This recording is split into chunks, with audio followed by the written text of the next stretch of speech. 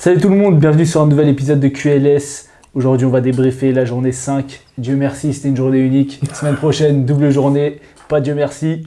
On va souffrir. Tu crois en Dieu? Non, mais c'est une expression, tu connais. Nous, on croit en la science, mon gars.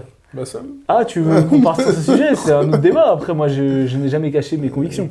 Donc, si vous croyez... Voilà. Bref. Bref. Que vous croyez ou pas en Dieu, vous pouvez vous abonner. Vous pouvez vous abonner donc à la chaîne YouTube. Vous pouvez vous abonner à... C'est ça la transition? Ah mon gars, on maîtrise le journalisme. Vous pouvez vous abonner au compte Instagram QLS Pod. Vous pouvez vous abonner au compte TikTok QLS Pod. QLS Pod everywhere. Bientôt le merch, bientôt les casquettes QLS Pod. Je mens, qui va mettre ça. Donc voilà. N'hésitez pas aussi à interagir avec nous dans les commentaires, que ce soit sur les autres réseaux sociaux ou sur YouTube sous cette vidéo. Nous donner votre avis. Est-ce que Théo Malédon est le MVP de cette saison d'Euroleague? Est-ce que Bradley va descendre en R3? Voilà, n'hésitez pas. Est-ce que Samet va nous inviter au match du Fenerbahçe? N'hésitez pas à partager vos avis en commentaire. Bon, je pense que l'intro a duré assez longtemps. Merci. On va pouvoir enchaîner sur le vif du sujet. On m'a pas introduit, mais c'est pas grave. Mais gros, t'es un grand garçon, frère. T'as fait toutes les émissions avec moi. Pourquoi? Enfin, quasiment. J'ai pas besoin de t'introduire. Si, toujours. Faut introduire, c'est normal. Je suis le co-host. T'aimes bien quand je t'introduis.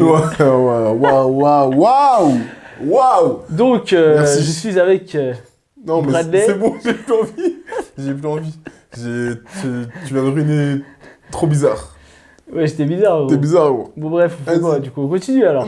Donc, du coup, on commence comme d'habitude par la semaine des clubs français. C'est parti pour les clubs français.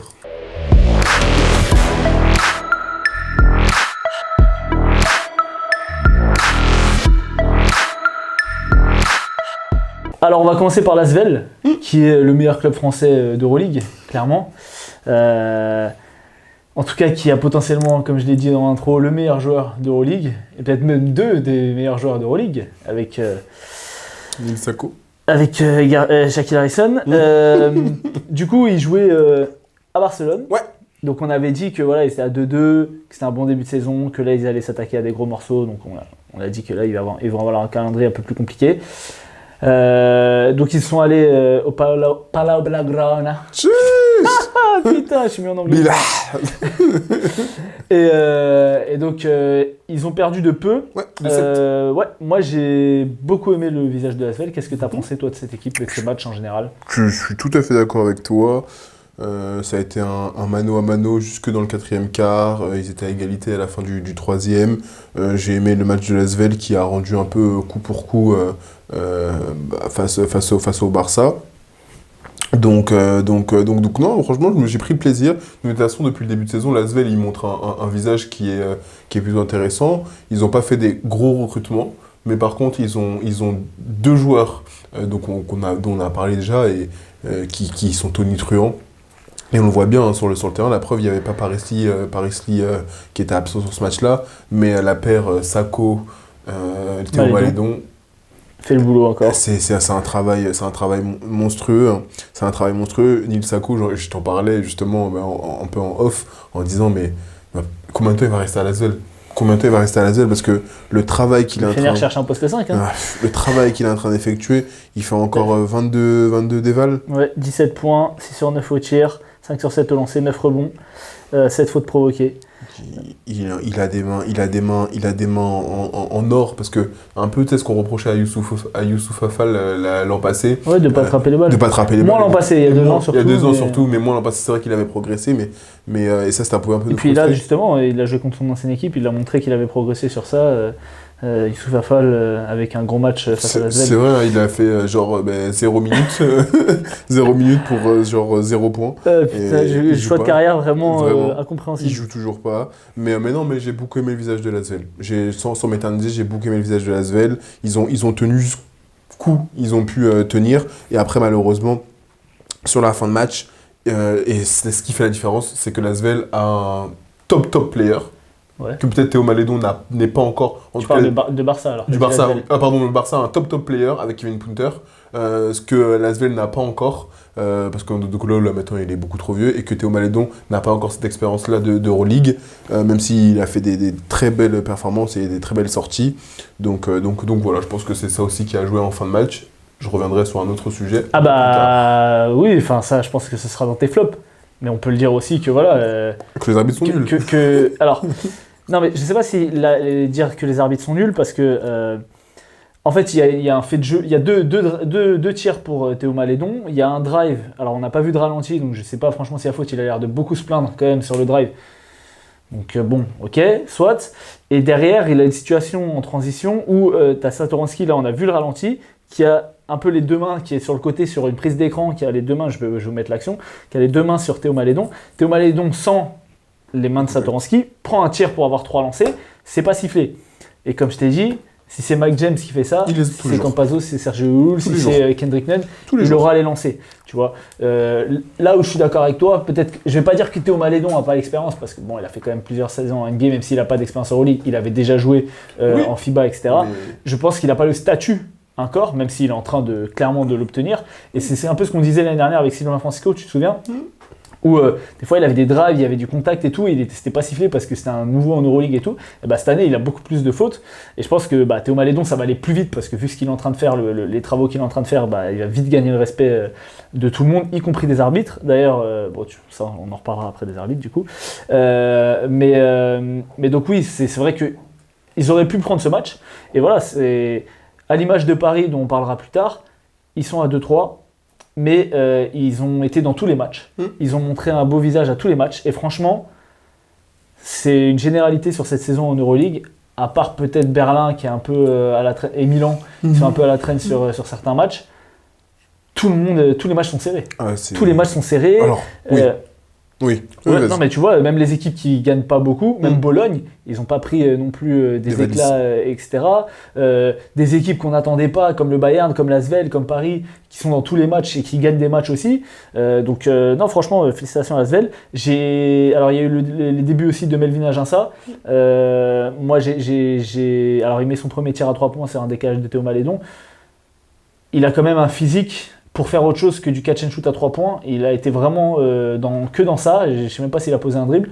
Alors, j'ai pas regardé Saint-Quentin l'année dernière, mais je trouve que c'est dommage qu'un joueur qui est drafté en NBA, qui a quand même des qualités, un physique, dimension NBA, reste dans un rôle de je prends la balle, je tire à 3 points. Tu vois.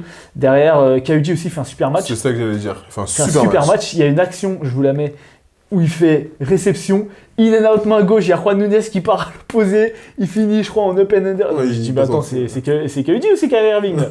Donc voilà, encore une fois, tu l'as dit, Milsako très présent, je pense il finira meilleur, s'il se blesse pas et s'il a son temps de jeu, il finira meilleur rebondeur de l'Euroleague parce que franchement c'est vraiment un aspirateur à rebond. Dès le début de match il est très très haut rebond, alors il finit qu'à 9, mais franchement je crois qu'il est déjà à 7 à la mi-temps, quelque chose comme ça. Donc voilà, écoute, c'est de bon augure pour l'Asvel. C'est vrai que là ils vont avoir un calendrier un peu plus compliqué. C'était à Barcelone, à domicile, à voir est-ce qu'ils arrivent à faire respecter leur terrain. Mais voilà, après côté Barcelone...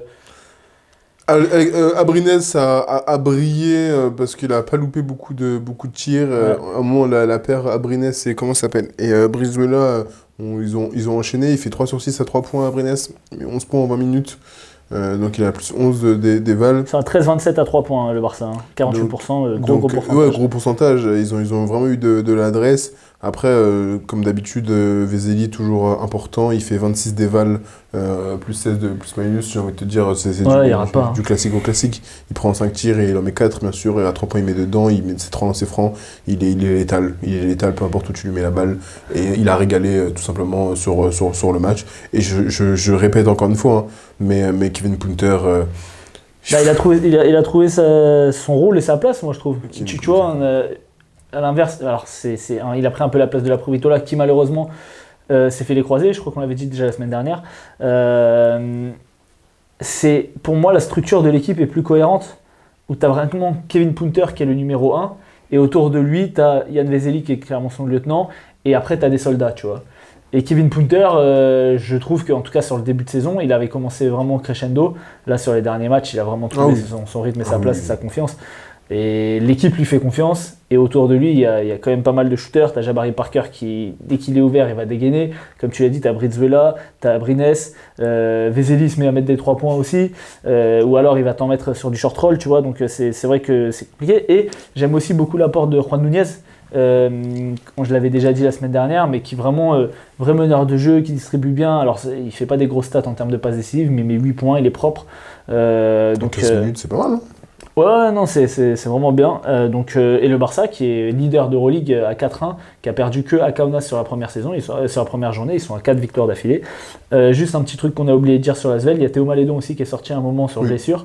Grosse hyper extension du genou, franchement on a eu peur. Très peur. Je me suis dit, franchement c'est relou s'il fait une grosse blessure. Et finalement il est rentré et tout. Là il joue en ce moment contre Saint-Quentin, donc ça a plus de peur que de mal. Heureusement que c'était une journée simple, je pense, parce que sinon ça aurait été peut-être un peu plus compliqué, il aurait pu rater des matchs. Dernière chose sur le Barça, j'aimerais juste dire que Chimène Metou commence aussi à trouver sa place. Arrêtez de faire n'importe quoi. Ouais, mais là voilà, il est bien, il va chercher du rebond, il est présent défensivement, il est capable de mettre dedans sur les tirs, c'est une menace sur alley-oop, il a des qualités athlétiques de fou furieux. Et du coup, tout ça c'est pas bon pour Willy Hernán Gomez. mais après le Barça gagne, donc tu vois, et puis Willy Hernán Gomez, on sait que c'est un talentueux. C'est un talentueux et qui défensivement pose des problèmes à son équipe, ce qui n'est pas du tout le cas de Chimène Metou. Derrière, tu as Jabari Parker que tu peux faire jeu poste 4.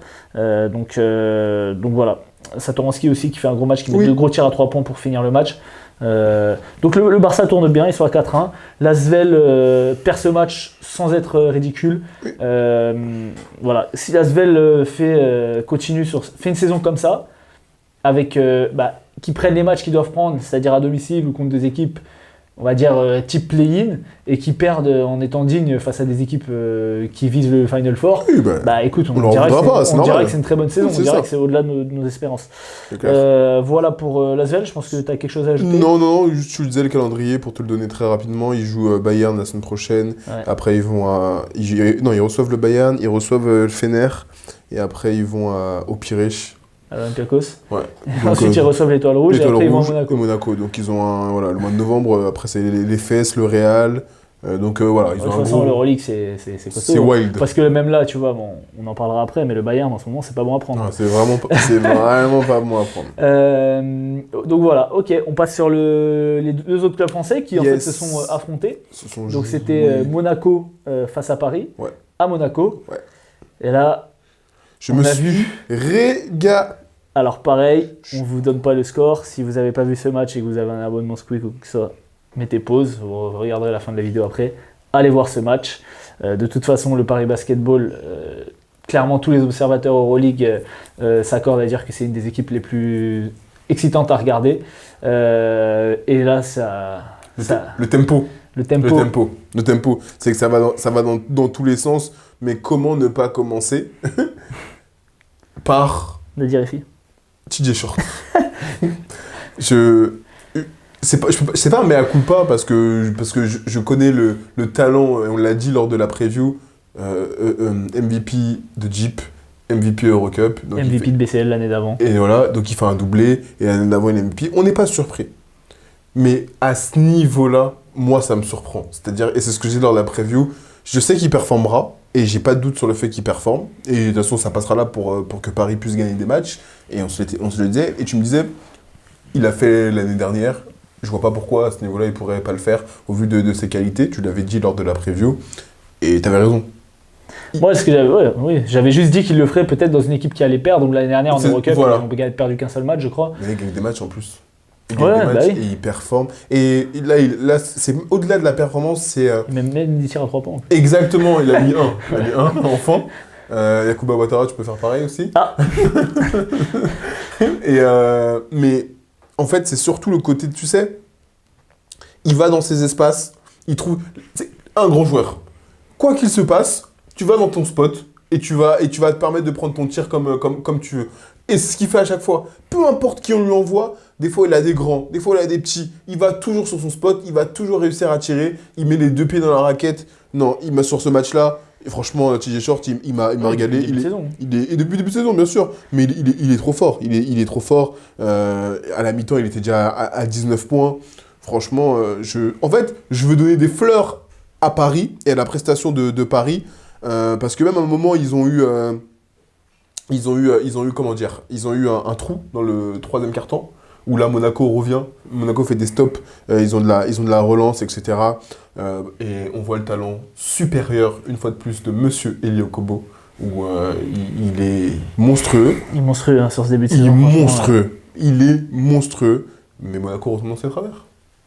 Monaco retombe dans ses travers dans le sens où je sais pas quoi dire, ils arrêtent un peu de défendre, ils mettent pas les ingrédients, ils deviennent un peu trop faciles, ils se reposent trop sur du 1 contre 1 justement parce qu'ils disent que ça peut fonctionner, parce que normalement Monaco doit accélérer dans le troisième quart-temps et Paris ne doit jamais revenir, sauf que c'est pas le cas, et à force de faire ça, je suis d'accord avec toi, Monaco, en fait, c'est un peu comme le Pana, tu vois, je me pose la question. Est-ce qu'ils sont venus un peu les mains dans les poches? Mais au bout d'un moment, il faut aussi, comme tu as dit, donner les fleurs et donner du crédit à la défense de Paris, oui, qui est bien en place. tout à fait. Tu regardes les stats, tu as l'impression que Mike James, tu vois, il fait 16 dévals encore, 13 points, 4 sur 6 à 2 points, bon 0,4 à 3 points, 5 sur 8 au lancer. Mais en fait, son déval, elle est gonflée parce qu'il provoque 8 fautes. Sinon, il a 8 dévals. Et puis Mike James qui provoque des fautes, c'est justement ce qu'on disait tout à l'heure. Ok, des fois il va en chercher, mais des fois il y en a qui lui sont donnés aussi. Et puis, à l'instar de James Harden, il faut jouer pour marquer. Il ne faut pas tout le temps jouer pour chercher des fautes, tu vois. Et là, franchement, Mike James, sur ce début de saison, il est loin des standards de ce qu'il avait fait l'année dernière, où on disait qu'il jouait simple, il jouait sur un contre 1, si c'était ouvert, il mettait ses tirs, que dès que ça fermait, il lâchait des passes, etc. À l'heure actuelle, sur ce début de saison, Mike James est loin d'être le MVP, ce n'est même pas le MVP de son équipe. C'est Eli Okobo qui est le meilleur joueur de l'équipe. Alors, il est quand même à 13,8 points, 16 dévals, parce qu'il provoque beaucoup de fautes. Donc, tu vois, en termes de scoring, il est quand même presque 5 points en dessous de ce qu'il faisait l'année dernière. Et en termes de pourcentage, il est à 25% à 3 points, 46 à 2 points, 72 au lancer, etc. Bon, ok. Il fait que 3 passes. Il était à plus de 5 passes l'année dernière, enfin 3,8 passes. Il a 1,8 rebonds, il est à 5 rebonds. Donc, vraiment, son impact dans le jeu est beaucoup moindre que l'année dernière. Maintenant, bon voilà, on va pas parler trop des choses qui ne marchent pas. Je vais te rejoindre sur TJ Shorts. La grande question, c'est est-ce qu'il allait pouvoir survivre face aux équipes de Euroleague sans tir à 3 points?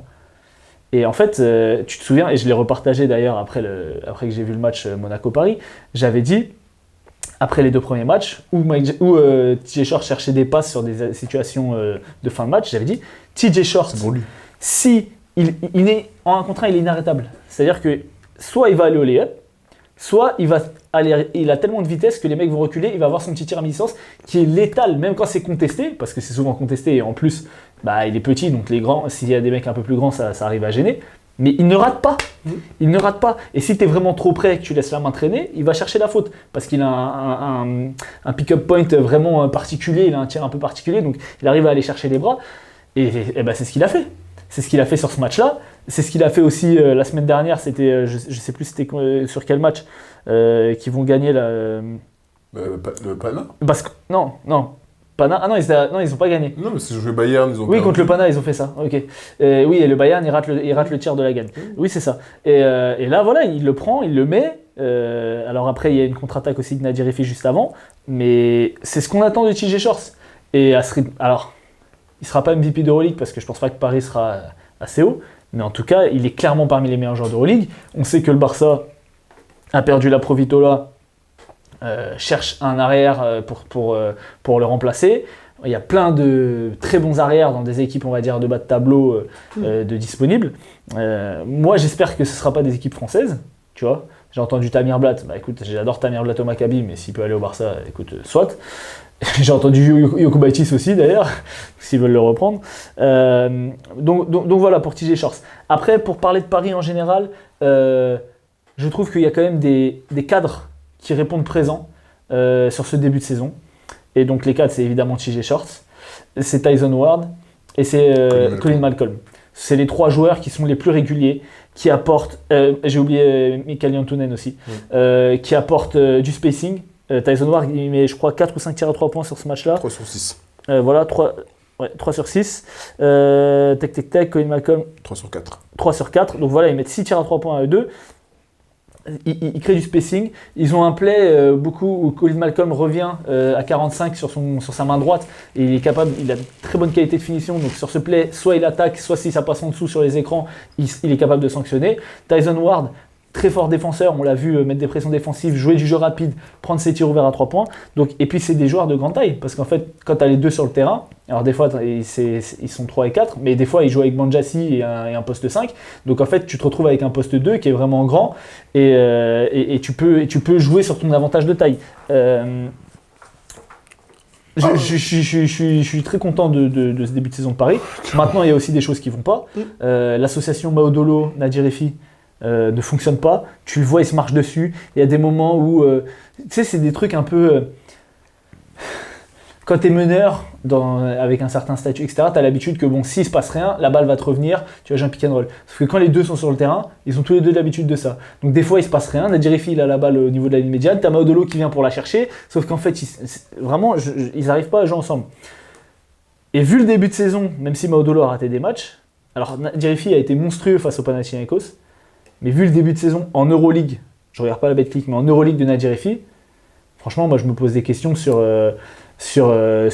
qui est-ce qu'il faut favoriser. Parce que contre Belgrade, celui qui lance l'équipe sur ce match d'Euroleague, c'est Maodolo. Moi j'ai trouvé que là aussi, il était pas mal, il met un tir à 3 points à la fin. Contre Belgrade ou l'Étoile Rouge? L'Étoile Rouge, il joue pas avec Kaunas. Oui. Là c'est pareil, Maodolo il met un tir à 3 points important à la fin. Et j'ai l'impression qu'il gangrène moins le jeu, on va dire, là où Nadir Efi joue vraiment pour lui, et on sait qu'il est capable de mettre. On a vu l'année dernière, il a fait une saison monstrueuse avec des tirs de fou furieux à la Marcus Howard, avec des pourcentages très corrects. Mais là, à l'heure actuelle, j'étais sur ses stats. Donne-moi les pourcentages de Nadir Efi sur le début de saison. 43% à 2 points, 31% à 3 points, 80% à lancer franc. Voilà, et avec un volume de tir qui est quand même important. Il doit jouer 18-19 minutes en moyenne, quelque chose comme ça. 7 minutes 42. Ouais, voilà. Et il prend combien de tirs par match? T'as la moyenne? J'ai pas... non, j'ai non, t'as pas la moyenne. Enfin bref, on sait que Nadir Efi, de toute façon, quand il est sur le terrain, il va prendre des tirs. Là, il prend 6 tirs, il fait 1 sur 4. Enfin, il fait 1 sur 6 au tir, 0,2 à 3 points. Alors, il met un seul lay-up justement en contre-attaque, là où Paris a resserré la défense sur la fin de match. Et on l'a dit, face au Pana, et de manière générale, leur défense est très très bien en place.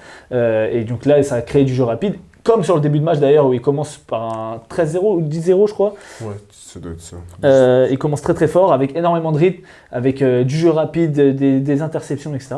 Et Monaco est resté dans le match parce que Paris faisait aussi beaucoup de pertes de balles. Troisième quart. Bête. Et après, mais bête. En même temps, ça marche sur la ligne, ces trucs, etc. Ouais, mais le 5 du milieu du troisième quart, pour Paris, il est dramatique. J'ai oublié de me le noter. Je sais plus à qui sur le terrain, mais il est dramatique.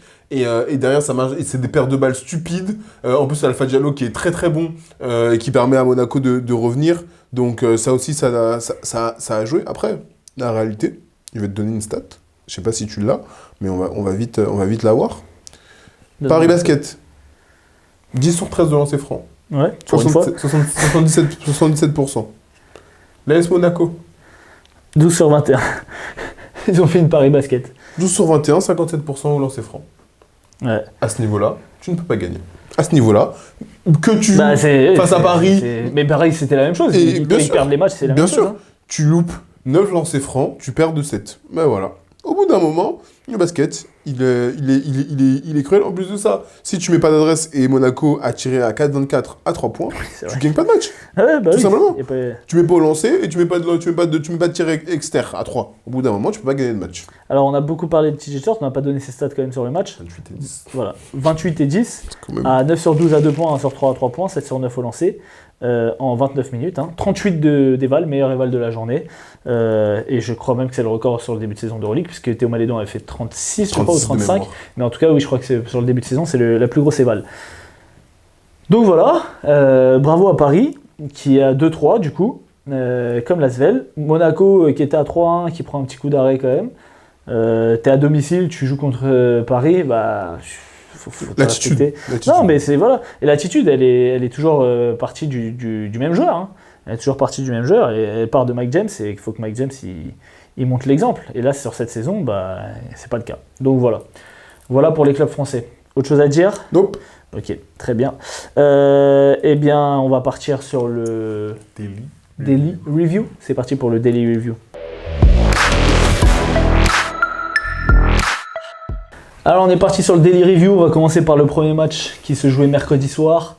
Le Partizan Belgrade face à Virtus Bologne. Enfin, quel match incroyable! Quel match incroyable!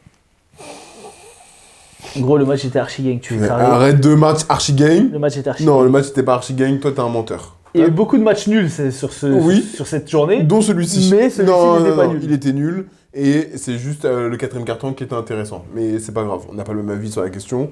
Moi, je me suis ennuyé sur ce match-là. Mais toi, tu t'ennuies tout le temps. Non, c'est pas vrai. C'est parce que t'as des problèmes, mec. J'ai regardé Kaunas, je me suis pas ennuyé, tu vois. Vas-y, toi. Genre là, le match de Tyreek Jones, il t'a pas hypé. Chef. MVP, Tyreek Jones, même si défaite. Chef, logique, mec. toi aussi. Trop fort. Trop fort. Mais sûr que le match bousillé. Il a lavé comme pas possible. Trop. Non, mais le match de Tyreek Jones m'a fait plaisir. Will Clyburn a enfin décidé de jouer au basket sur ce match-là. Il était temps, parce que ça fait quand même un mois que ça a commencé. Donc bon, super. Il a dit, mais c'est vrai que je sais jouer au basket, donc super. Et ça permet justement en plus à Bologne d'être un peu dans le match. Mais je me suis ennuyé parce que pendant 3 quarts temps, j'étais là un peu en train de me tourner les pouces. Le jeu, il est... Je sais pas, j'ai trouvé le jeu pauvre à côté Bologne. Alors là, Clyburn, il a fait un beau match. Comment ça s'appelle Isaiah Cordini, toujours un plaisir de le voir jouer, la progression, le step qui est passé. Il fait un double-double, je crois, de mémoire. Oui, il fait 24 déballes. C'est ça, il fait 12 et 10, exactement. Ouais. Et 3 passes. Et 3 passes en plus, voilà. Donc non, il m'a régalé, mais je suis désolé. Mais le jeu est pauvre, le jeu est d'une pauvreté. Toko Shengelia, on le retrouve pas. Il fait 1 sur 6 au tir, 1 sur 4 à 3 points. Dans le jeu, il a aucun impact, il a aucun apport. Les joueurs qui rentrent, je sais, des fois je me pose la question, je me demande qu'est-ce qu'ils font sur le terrain. Or, Daniel Hackett, j'ai l'impression de voir un joueur qui est différent. Il sort du banc. Quand tu vois la phase, ce qu'il fait sur la dernière possession, ouais. Donc, j'ai l'impression d'avoir un joueur qui est totalement différent. Matt Morgan qui a fait un match plutôt correct. Mais moi, sur ce match-là, je me suis ennuyé. Et la réalité, c'est que le Partizan a dominé tout le match. Voilà. Sauf que le problème, c'est qu'ils n'ont jamais vraiment creusé l'écart. Ils se font attraper à la fin. Et en plus de ça, comment ça s'appelle Franck. On a retrouvé le Franck qu'on n'aime pas. C'est exactement ça. Et j'aimerais avoir ton avis sur la dernière possession. Mais d'abord, je veux savoir comment tu as trouvé le match et après, je te poserai la question. Alors moi, je me suis pas fait chier. D'accord. Il y a d'autres matchs où je me suis fait chier, mais celui-là, c'était pas le cas. Parce que c'est enfin, 2 équipes. Il y a surtout le Partizan. J'aime beaucoup l'équipe du Partizan, donc j'aime bien voir. On a Sterling Brown qui avait commencé fort et qui après s'est un peu redescendu par rapport à la semaine dernière. Comme tu l'as dit, Tyreek Jones qui fait un énorme match, qui se blesse, cela dit. Qui se fait un claquage parce qu'à force de mettre des dunks sur tout le monde, il se blesse à 30 secondes de la fin. Donc voilà, ça. Je crois pas qu'il a joué là en Ligue domestique ce week-end. Donc j'ai regardé, il n'a pas joué en tout cas. Okay. Je sais pas si le Partizan avait un match. Mais donc voilà, après, comme on l'a dit, ça manque un petit peu. Je trouve que. Je sais pas, je trouve pas d'empreinte défensive, même si statistiquement ils prennent pas des gros scores. Je trouve pas d'empreinte défensive à cette équipe pour l'instant, alors qu'il y a des forts défenseurs. Tu l'as dit, Franck n'est pas en rythme du tout sur ce match-là. Il prend 3 tirs en 20 minutes. Alors il y a Carlik Jones aussi qui se fait mal, qui va être absent une dizaine de jours, qui se fait une grosse entorse de cheville. Il fait Lundberg qui met 14 points avec des pourcentages corrects. Mais j'ai pas trouvé d'impact vraiment, à part Tyreek Jones. J'ai trouvé aucun joueur du Partizan qui était là pour vraiment mettre un vrai impact. À noter que Pokusevski a joué un petit peu. Il fait une très bonne action. Et au lieu d'aller écraser un gros dunk à la fin, il fait un vieux lay-up tout timide qui rate. Donc tu vois, pour moi, il y a un problème sur la rotation intérieure. Il faut qu'ils aient un autre intérieur, un 4 ou un 5, mais voilà, un vrai grand. Parce que Tyreek Jones, c'est pas très grand. Brandon Davis, il joue 5, mais bon, il aime bien s'écarter et tout. Même quand il poste, c'est pour prendre du fadeaway. C'est clair. Et donc voilà, l'équipe sur le papier est bien. Duane Washington n'a pas joué, je ne sais pas pourquoi, alors qu'il était très bon sur la pré-saison. Il est revenu de Charlotte. Donc voilà, le Partizan, moi sur le papier, c'est une équipe qui me plaît. Le fait est que pour l'instant, ils sont à 2-3. Comme ils avaient gagné les 2 matchs la semaine dernière, on pensait qu'ils étaient lancés. Là, tu joues Bologne chez toi, Bologne qui n'a gagné aucun match. Fallait le prendre quoi, fallait le prendre. Bologne qui est malade comme pas possible. Voilà, qui est, comme tu dis, qui est malade. Alors oui, Will Clyburn était très bon. Isaac Cordigné, en plus de faire son double-double, même s'il fait que 3 passes décisives, il a passé un step sur la création sur pick and roll. Il joue des pick and roll. Il va chercher des passes, même si des fois elles ne sont pas décisives. Il crée des décalages. C'est un vrai joueur offensif maintenant par rapport aux années précédentes, donc ça fait kiffer. En plus de ses qualités défensives qu'il a toujours. Voilà, maintenant tu as des cadres de Bologne l'année dernière qui étaient aussi très bons sur le début de saison de Bologne l'année dernière, qui sont aux abonnés absents. Évidemment, on peut parler de Toko Shengelia. Alors je sais pas s'il a des problèmes de santé, est-ce qu'il n'est pas à 100%, etc. Mais t'as pas du tout le même impact qu'il a l'habitude d'avoir, tu vois. Il fait 3 rebonds, il fait une passe. C'est un des meilleurs intérieurs passeurs, si ce n'est le meilleur intérieur passeur de l'Euroleague. Il joue 35 minutes, il met 8 points. Alors bon, les pourcentages sont dramatiques, il est à 2-10 au tir, mais même j'ai pas retrouvé cet impact à la passe, etc. Alors peut-être crédit à la défense de Belgrade. Et Marco Bellinelli, il joue 7 minutes. C'était un joueur qui était à presque plus de 13 points de moyenne l'année dernière en Euroleague. Il prend 2 tirs, alors en 7 minutes, bon tu me diras, tu peux pas non plus te mettre hyper en rythme, mais donc voilà, il y a beaucoup de... C'est vrai que là, il n'y avait pas Payola, et Payola qui fait quand même un bon début de saison, donc il y a eu beaucoup Matt Morgan à la main, et sinon, il a remis un petit peu Hackett, mais Hackett, j'ai l'impression qu'il n'a pas de rythme depuis le début de saison, il prend un seul tir, c'est pas le Daniel Hackett qu'on a vu sur les 2 dernières saisons également. Clair. Alors j'ai juste apprécié l'apport de Regent Tucker qui a eu un petit peu de temps de jeu justement avec l'absence de Payola, qui fait 6 points à 3 sur 3 à 2 points et 0,2 à 3 points, qui fait 9 dévals, qui a eu un impact aussi défensif. Maintenant, je me souviens l'année dernière quand ils récupèrent Antezisi, je me dis, oh putain, parfait, ils vont avoir un grand à côté de Shengelia et tout. Ils ont trop perdu, je t'ai dit. Je te l'ai dit, non, mais attends, indépendamment. Mais attends, parce qu'ils ont perdu. C'est qui le poste 5 qui est parti de Bologne? Mais ils perdent Brian Stone. D'accord, Brian Stone, quand tu vois ce qu'il fait à Kaunas, je suis d'accord. Mickey, Aboudou Abbas. Mais Aboudou Abbas, c'est pas un 5. Non, c'est pas un 5. Oui. Non, mais dans le collectif, je te parle. Non, mais d'accord. Mais Antezisi, moi je parle d'Antezisi. Oui. Il peut. Enfin, je sais. On est d'accord, il est nul à chier. Mais il est pas bon. Il est pas bon. Il est pas bon, il est vraiment nul. Mais oui, il est pas bon. Mais en même temps, le collectif va pas bien. Ils vont tous pas bien. Ils sont tous pas bons. Et pourquoi quand tu dis dans une équipe, le collectif va jamais bien? Quand il était à l'EFS, le collectif va pas bien. Et là, il est à Bologne, le collectif va pas bien. Au bout d'un moment, est-ce que c'est de sa faute? Moi, j'en sais rien. Je sais pas. En tout cas, je trouve qu'il rate énormément. Il fait 1 sur 4 à 2 points, alors qu'il prend pas des tirs au-delà de 2 mètres du cercle. C'est quand même un joueur qui avait des bonnes mains. Et il est plus grand que tous les vis-à-vis qu'il a en face aux Partisans. Putain, il rate des trucs, franchement, des fois, c'était un peu critique. Voilà, donc tu veux parler de la dernière possession? J'aimerais juste parler de l'avant-dernière possession avec Isaac Cordigné qui fait une défense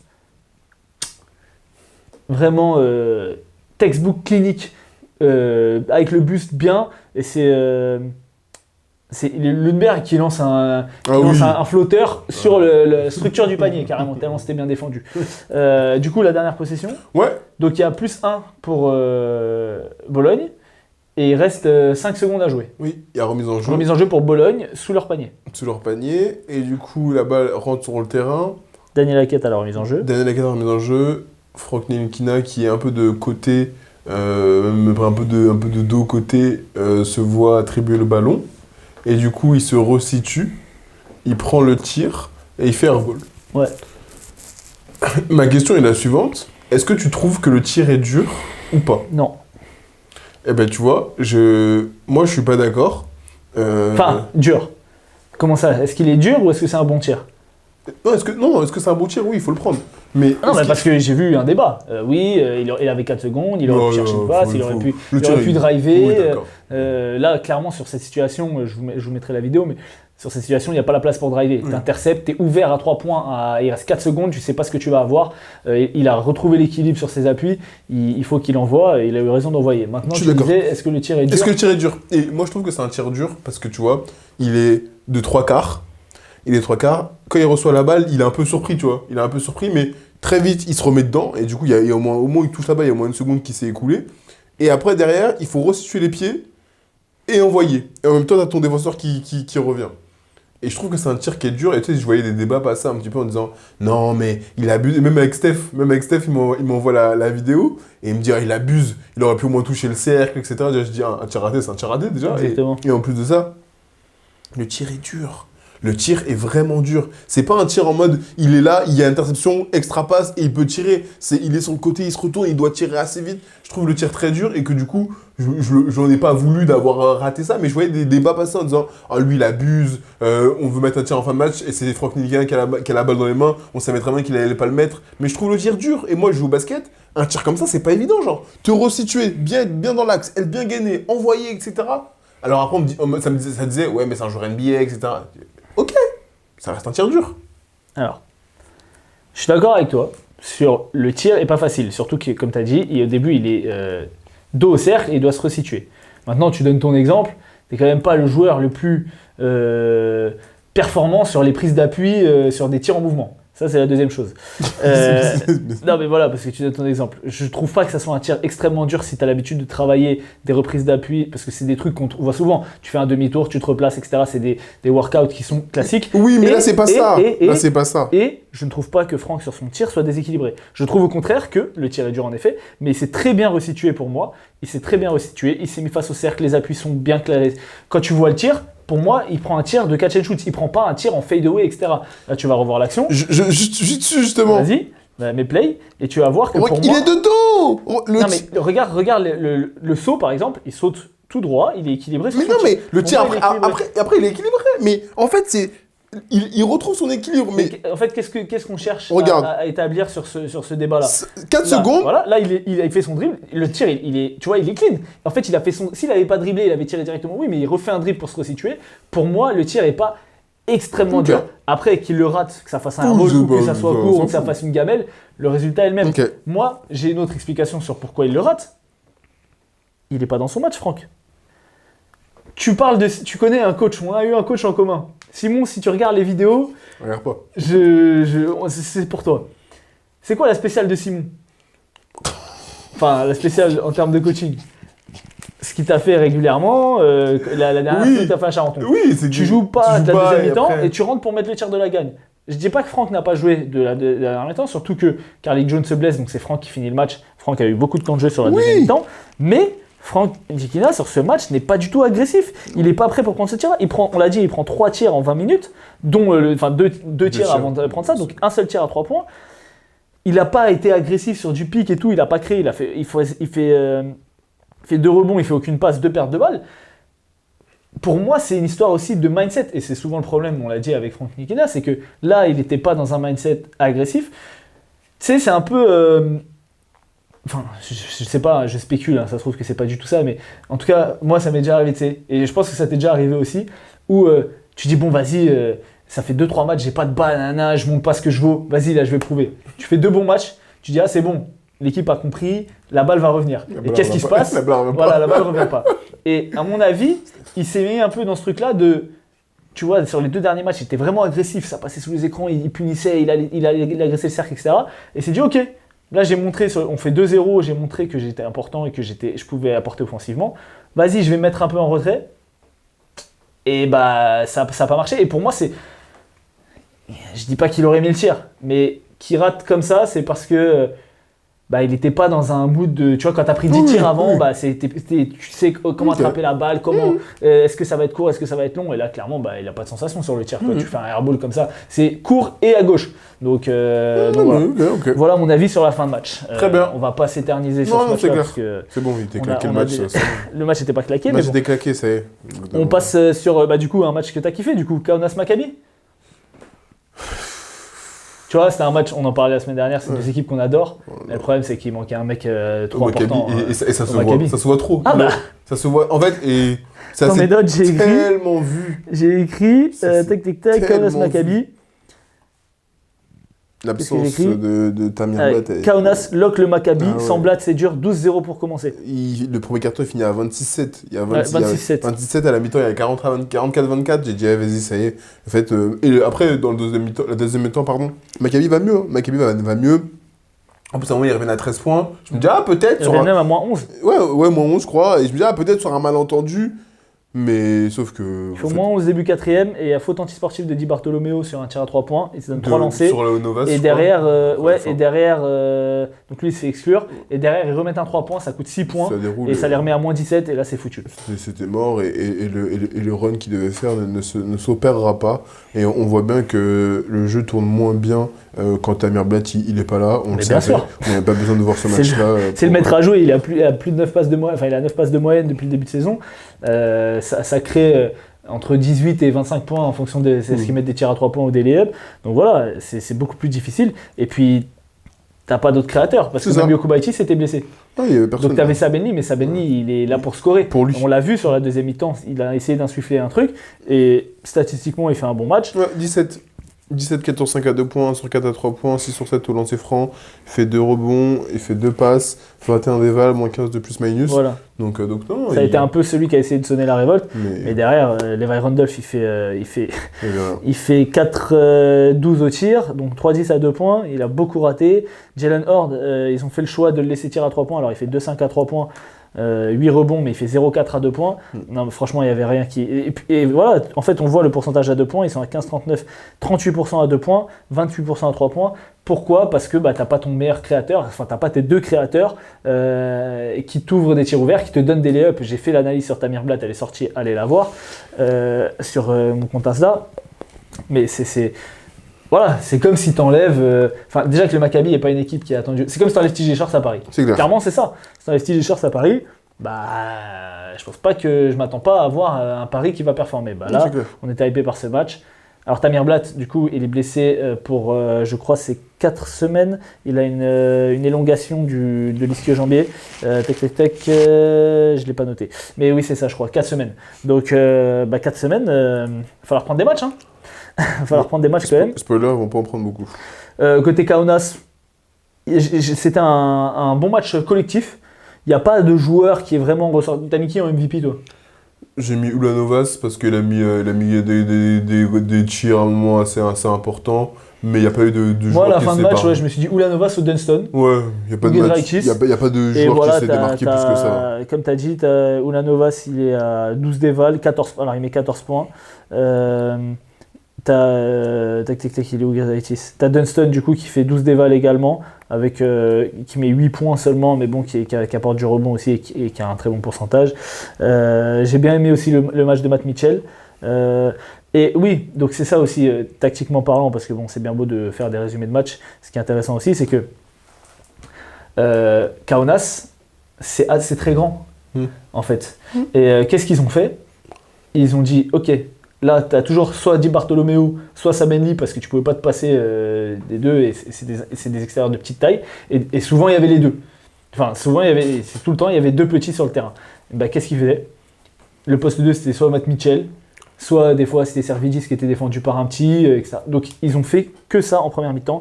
Ils ont cherché le mismatch. Brazekis. Ouais, voilà, Brazekis qui joue poste 2 aussi. C'est des mecs qui ont des physiques de poste 3-4. Et la preuve, c'est qu'ils jouent poste 4 l'année dernière à l'Olympiakos. Et donc voilà, ils ont cherché à punir Di Bartolomeo. Et derrière, ça a créé des rotations. Ils n'ont pas forcément scoré sur le post-up. Mais derrière, ça a créé des tirs ouverts. Et je ne sais pas quel est le pourcentage de Kaunas à 3 points sur ce match. Ils sont à 9-24, donc c'est pas non plus exceptionnel. Mais voilà, ça a créé du jeu. Et j'ai trouvé Odette Katash un peu... sans réponse, passif, mais bon, on va dire. C'était difficile. Et puis Trinqueri, c'est un coach sérieux aussi. Oui, et l'absence de Tamir Blatt lui coûte beaucoup trop, malheureusement. Petit match de Sylvain Francisco. Ouais. Mais bon, vu le début de saison qu'il fait, on va pas lui en vouloir non plus. Donc voilà pour ce match. Kaunas, égalité avec le Barça. Premier ex-aequo, ils sont deuxième. C'est les deux seules équipes à 4-1, je crois. Oui, ouais, après c'est 3-2 le Real. Ouais. Donc voilà pour ce petit Kaunas Maccabi. On a parlé pendant trop longtemps, je trouve déjà. Ok, on enchaîne sur Baskonia-Berlin. Vas-y, comme ça. J'ai pas regardé le match. Alors très bien, j'ai regardé. J'ai regardé un peu et j'ai dit ça, allez, je kill. Non, t'inquiète, il y a deux mots. Ouais, Marcus Howard. Le basket est simple, hein, avec Marcus Howard. 26 points, 7 sur 14 à 3 points. Ouais, je regarde les highlights quand même, mais bon. Il n'y a pas eu de match. Hein. Franchement, Baskonia met un 8-1 d'entrée et après ils déroulent. Ils sont devant à la mi-temps. Ouais, 10-1 peut-être, ok. Et elle habite son devant, il y a 39-26 et Tu vois, j'ai pas tout regardé, j'ai juste écrit, il commence par un 10-1. Marcus Howard, il se fout de la gueule du monde parce qu'il rate un premier tir à 3 points bien ouvert, Oui. propre. Qu'est-ce qu'il fait l'action d'après? Transition, step back à 3 points à gauche de l'autre côté, Flush. dedans. Je dis bon, ok, vas-y. donc voilà, ils ont géré l'avance sur tout le match sans être forcément flamboyants. Là, tu vois, moi j'ai été assez déçu de la défense de Berlin. J'ai noté, on dirait ils ont rien préparé. Sur les écrans, par exemple de Marcus Howard et sur des remontées et tout, les mecs ils passent en dessous. Ouais, mais bon. Ah, attends, tu te souviens l'année dernière, on avait dit, Oui. je sais plus c'était qui, je crois que c'était Monaco, qui quand il avait joué contre Baskonia, sortait, switchait sur le Ça dernier avait écran, des c'était John Brown rotations, surtout qui switchait. exactement. Et ils avaient préparé un plan de jeu. Là, comment tu passes Marcus Howard à Baskonia, tu sais que c'est lui, il va prendre feu, tu le laisses ouvert à 3 points, tu passes sous les écrans. C'est pas possible. C'est pas possible. Et franchement, bah, le plan de jeu. Alors, je sais pas si c'est les joueurs qui n'ont pas respecté ou si ça n'a pas été travaillé, mais c'est bon, c'est ce qui va expliquer que Berlin est à la Oui, place. après c'est Berlin, donc je suis pas non plus en train Oui, de dire, mais bon. c'est pas la défense du Real, quoi. Berlin Je a fait des matchs corrects depuis le début de saison, ce que je te disais. Donc voilà. Après, toujours le même commentateur là, qui dit Yamaraz tout le match au lieu de dire Ramaz. Bref, c'est. Je connais pas Yamaraz. Non, je connaissais pas Yamaraz. C'est ancien joueur de Milwaukee Bucks, apparemment. Donc voilà. On passe sur ce match nul. Il y a un autre match un peu nul que j'ai pas trop regardé, Milan-FS. Enfin, j'ai regardé vraiment en diagonale. J'ai regardé aussi. J'ai mis, qu'est-ce que j'ai mis? Ah oui, si. Ouais, non, je me suis fait chier aussi sur ce match-là. En fait, c'est que le jeu de Milan, c'est tellement pauvre. Oh là là, c'est tellement pauvre. J'ai noté Milan revient de -20, j'y crois pas une seconde. Et je crois que c'est ce que je t'avais. Je sais pas si je te l'ai dit par message, Ouais, je sais pas. peut-être. Enfin bref, c'est. En fait, Ils sont désossés. ils sont dénoncés, dans le troisième quart, ils ont un sursaut d'orgueil. Ouais. Où ils reviennent, on se dit. Ah, Mirotic qui fait des stats dans le vent. c'est ça, quand ça compte plus au bout d'un moment, mais finalement, les faits, ça a réussi à repousser. Est dramatique sur ce match-là. J'ai bien aimé le match de Vincent Poirier qui a été utilisé comme vrai point de fixation sur le début de match et qui a ressorti des balles pour des tirs ouverts. Par contre, blessure de Shane Larkin. Ouais, pareil, il a 4 à 6 semaines, je crois. Ercan Osmani aussi, grand match. Autoroux qui revient et qui fait direct, qui apporte direct de l'impact. J'ai mis la défense de Milan aussi, mettez-le en Eurocup parce que franchement, avec l'équipe qu'ils ont, c'est dramatique ce qu'ils font. Et puis voilà, c'est aussi, mais ça c'est une constante depuis le début de saison et c'est une constante avec Messina, c'est que Milan prend que des tirs contestés, que des tirs forcés, que du 1 contre 1 difficile pour Mirotic, pour Ševenčić, pour truc. Là où les fesses, ils jouaient pick and roll avec Vincent Poirier, vu que la défense de Milan était aux fraises, bam, tu mettais soit alley pour Vincent Poirier, soit tu lui donnais sur le roll, ça venait trapper à 5, tu kickais, t'avais des tirs ouverts pour les shooters. Et il y a Elijah Bryant aussi qui fait un gros match. Voilà, je sais pas, on va pas s'éterniser sur ce match de Milan. Franchement, c'était vraiment. Ne regardez pas les matchs de Milan si vous avez un choix à faire. Vraiment. Ne regardez pas, même s'il y a des gros noms. C'est vraiment pas intéressant. N'y allez pas. N'y allez pas. N'y allez pas. Vous déconseillez. Pour continuer sur les matchs un peu nuls de cette journée, c'était un match qui promettait. Sur le papier. Ouais, sur le papier. Real contre l'Étoile Rouge. Deux équipes qui étaient à. Non, le Real était à 2-2 et l'Étoile Rouge était à 3-1 avant cette journée. Du coup, ça a fait pchit, quoi. Ça fait pchit parce que l'Étoile Rouge a perdu pour 4 à 6 semaines également son meilleur joueur, a.k.a. Joël Bolomboy. Alors, ils ont récupéré de l'Olympiakos Filip Petrusev en prêt, mais qui n'a pas joué sur ce match-là. Donc, ils ont fait jouer Uros Plavsic, qui a rien apporté de particulier. Mitrovic, on sait qu'il ne faut rien en attendre non plus, donc forcément, ils ont souffert à l'intérieur. Un agenda sur lui. Hein?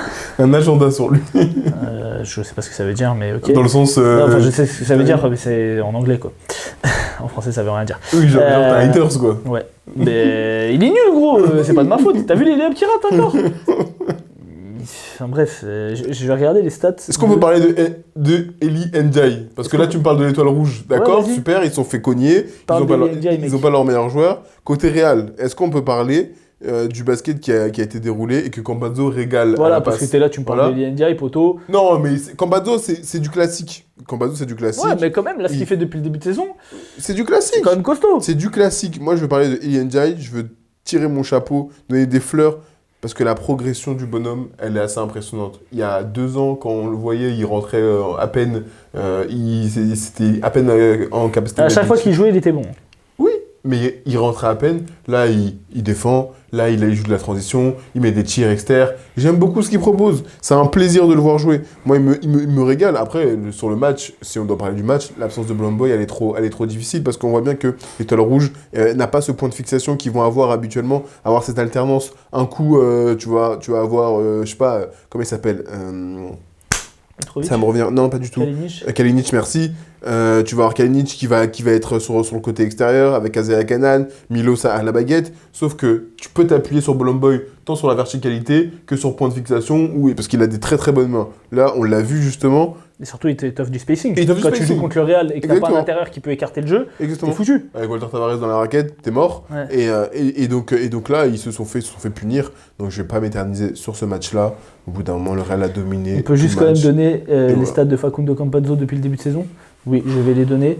Il est à 14,8 points, 3,8 rebonds, 8 passes de moyenne, 1,2 d'interception, 25,2 déval. Ouais.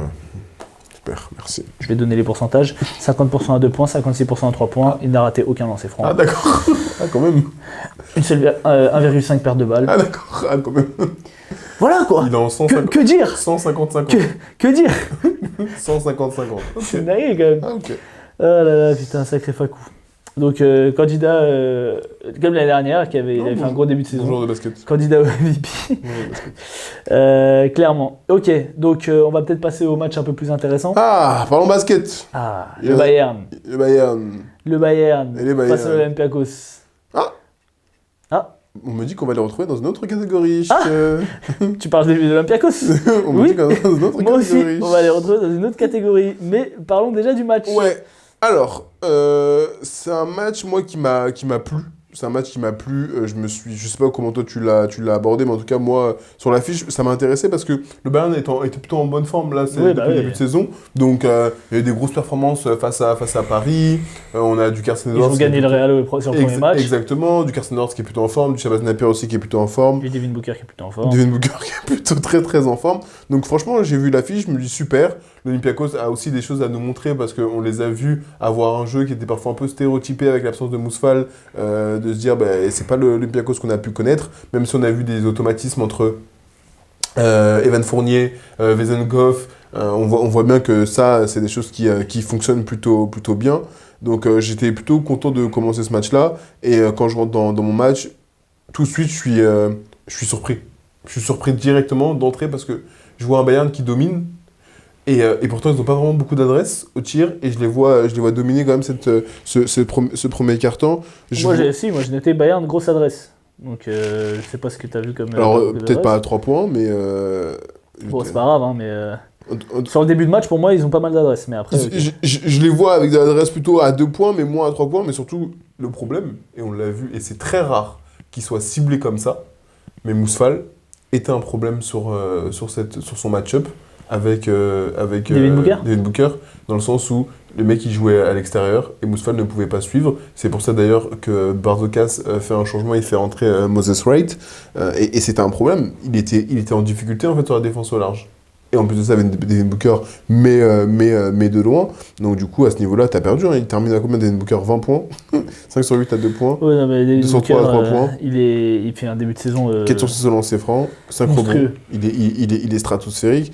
Et donc, du coup, ça les a mis en difficulté. Comme d'habitude, t'as ton pote Sacha Vezenkov, qui, monsieur Assurance Tout Risque, c'est comme ça que je vais l'appeler maintenant, qui abuse encore, mais dans le sens positif, du mismatch avec Carson Edwards. Ouais. Et Bayern, Papa Nicolas et Vezenkov, c'est vraiment le basket qu'on aime, ça punit les switches. Exactement. Dès qu'il y a des petits sujets, ça les... petit boum. Ça se retourne, il pose pas de questions, ça se retourne, les... 2 points. Et donc voilà, j'ai adoré le match de Taylor Dorsey. Franchement, je trouve qu'il fait un très très bon match. Quand il rentre, il pense à jouer collectivement, il pense à il fait encore 3 passes. Il pense à libérer. On s'était émerveillé sur ces 3 passes de la semaine dernière. Il pense à libérer les balles. Donc non, franchement, c'était un super match. Je mens bien entendu. Il est pas mauvais, mais je me moque un petit peu. Bah, Taylor Dorsey, il fait un bon match. Hein. Non, il fait pas un mauvais. Quand tu vois ce que fait le starter sur son poste. Il fait pas un mauvais match. T'inquiète pas. Ne t'inquiète pas. Il fait pas un mauvais match, mais donc voilà. Sauf qu'au bout d'un moment, et maintenant on va pouvoir y aller, il y a des joueurs dans cette équipe qui ne jouent pas à leur niveau. Et ça c'est un problème. Oui. Je te lance là-dessus. Dis-moi ce que toi tu en as pensé. Ah ouais, tu veux me mettre sous le feu. Pas du Moi, tout. je fais des interviews si un jour. Non, pas du tout. Non, mais Evan Fournier n'est pas au niveau. Oui, Evan je suis Fournier n'est d'accord. clairement pas au niveau. Alors, moi, j'ai trouvé qu'il avait aucune balle en première mi-temps. Franchement, il n'est pas cherché. J'ai trouvé qu'il n'était pas intégré sur le jeu collectif de l'Olympiakos.